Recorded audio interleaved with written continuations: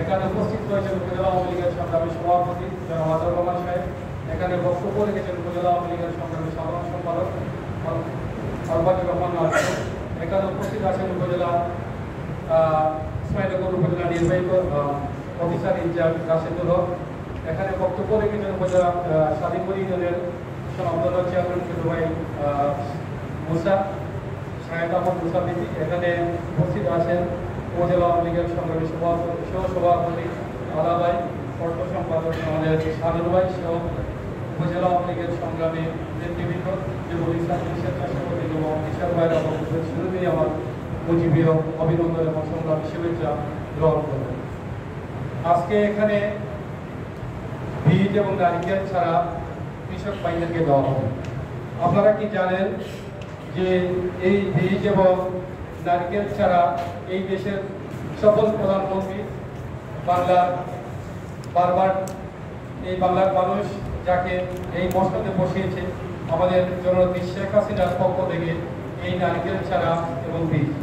কিন্তু আপনারা যারা গত নির্বাচনে যাকে নির্বাচিত করেছেন, আপনারা যদি ওনাকে ভোট না দিতেন, ওনারা যদি এমপি না হতে পারতেন, যদি দল ক্ষমতায় না যেতে পারতো, তাহলে কিন্তু আমাদের প্রান্তীয় নেত্রীকে আমরা প্রধানমন্ত্রী বানাতে পারতাম না।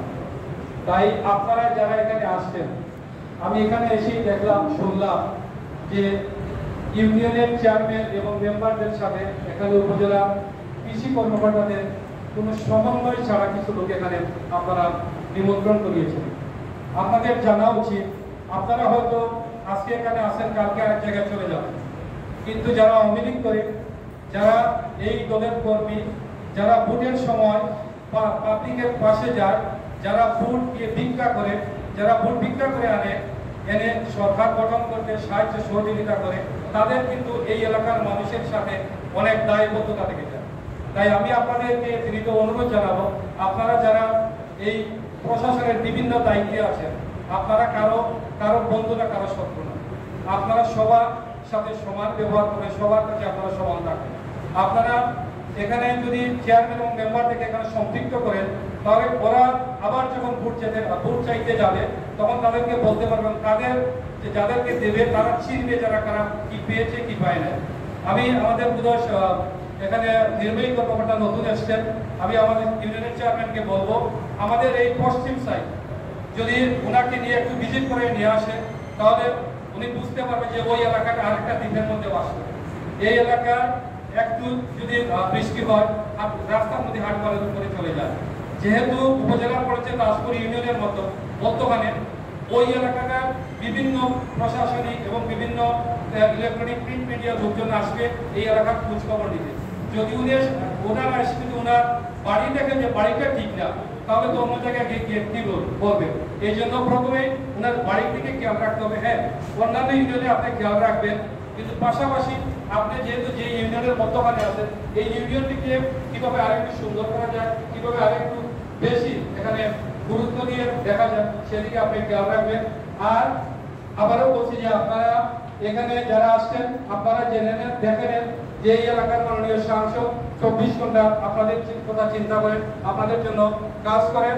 উনি বাংলাদেশ সরকারের মন্ত্রী, শুধু এই এলাকার না, উনি টোটাল বাংলাদেশের মন্ত্রী। তারপরেও উনি বৃহস্পতিবার হলে আপনাদের কাছেই ছুটে আসেন। তার কারণটা কি? আপনাদের সুখ দুঃখ দেখার জন্য, সুখ দুঃখে আপনাদের পাশে থাকার জন্য। এখান থেকে বের হয়ে গিয়ে আপনারা বলবেন আপনার পাশের বাড়ির কাউকে, যাকে পাবেন আপনার ফ্যামিলির কাছে বলবেন যে আমি গিয়েছিলাম এই সাংসদের দ্বারাই, এই সংসদ সদস্য আল্লাহ শফিকুর রহমান চৌধুরীর প্রচেষ্টায় আমরা আজকে বীজ পেয়েছি, আমরা গাছের চারা পেয়েছি, আমাদের এলাকার উন্নয়ন হচ্ছে, আমাদের এলাকায় এই বানবাসীর জন্য কাজ করে যাচ্ছেন। শুধু উনি এখানে কাজ করছেন না, বাংলাদেশ থেকেও ওনার আরেকটা দেশ আছে, আমরা ইংল্যান্ড এবং প্রবাসে আমরা যারা আছি, ওনার দিকে উনি যখন প্রবাসে ফোন তুলেন, তখন প্রত্যেকটা প্রবাসী ওনার টাকা সাড়া দিয়ে যার যার সামর্থ্য অনুযায়ী সবাই প্রত্যেক এলাকায় সাহায্য সহযোগিতা হাত বাড়িয়ে আনে। তাই আপনারা ওনার কথা বলবেন, যে যতটুকু পান একটু বলবেন, বের হয়ে এটুকু বলবেন না যে আমরা কিছু পাই নাই। সবাইকে অসংখ্য ধন্যবাদ। জয় বাংলা, জয় বঙ্গবন্ধু।